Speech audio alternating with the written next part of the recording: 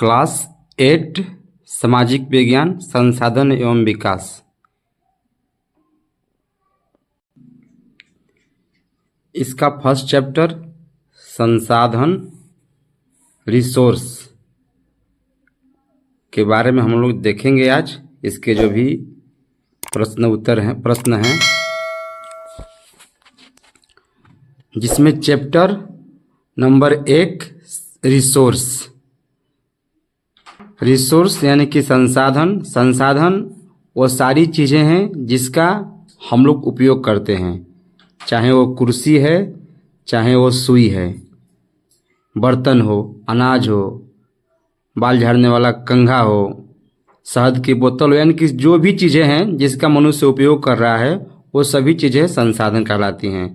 तो चलते इस पाठ से बनने वाले प्रश्नों को हल करते हैं। देखिए, पहला प्रश्न है कि पृथ्वी पर संसाधन असमान रूप से क्यों वितरित हैं। देखिए, इसका उत्तर हम लोग ऐसे लिखेंगे। यहाँ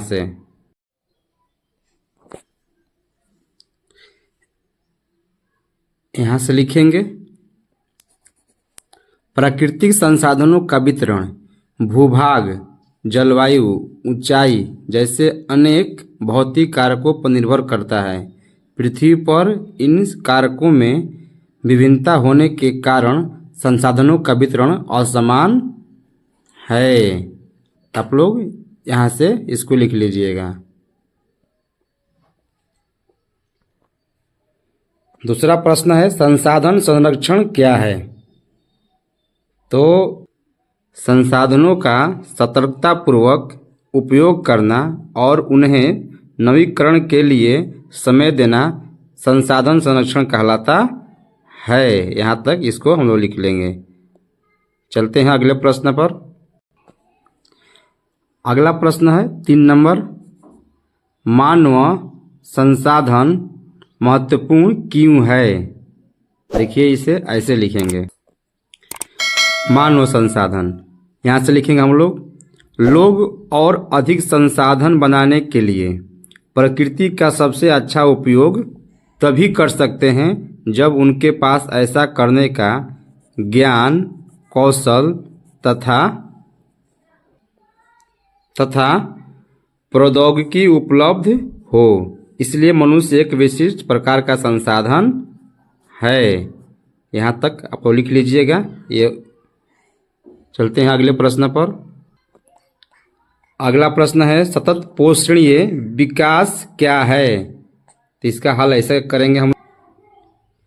यहाँ से लिखेंगे, संसाधनों का उपयोग करने की आवश्यकता और भविष्य के लिए उनके संरक्षण में संतुलन बनाए रखना सतत पोषणीय विकास कहलाता है।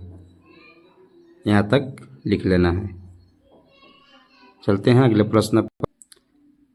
अगला प्रश्न है सही उत्तर पर निशान लगाइए।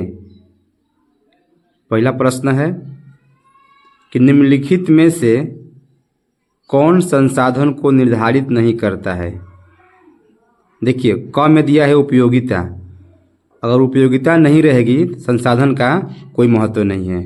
उस संसाधन कहेंगे नहीं हम लोग, क्योंकि जो आवश्यकताओं को पूरा करता है। और दूसरा दिया है मूल्य। अगर संसाधन का मूल्य न निर्धारित हो, जैसे संसाधन निर्धारण के लिए मूल्य की आवश्यकता है। और तीसरा में ग है, मात्रा से कोई फर्क नहीं पड़ता है तो कितनी मात्रा में है। उपयोगिता से फर्क पड़ता है और मूल्य से फर्क पड़ता है। इसका सही आंसर होगा ग।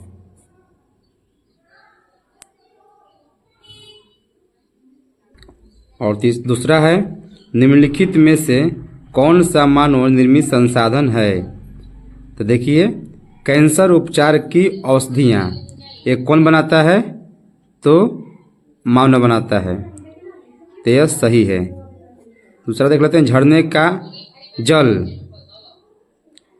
उष्णकटिबंधीय वन, ये दोनों नहीं होंगे, एक क सही होगा। तीसरा है कथन पूरा कीजिए। अनवीनकरणीय संसाधन डैश होते हैं।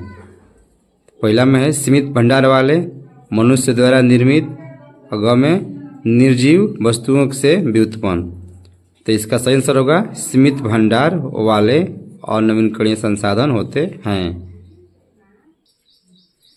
और तीसरा में दिया है क्रियाकलाप, एक्टिविटी दिया है कि रहीमन पानी राखिए, बिन पानी सब सुन, पानी गए न उबरे, मोती मानुष चून। यह पंक्तियाँ अकबर के दरबार के 9 रत्नों में से एक कवि अब्दुल रहीम खान खाना द्वारा लिखी गई थी।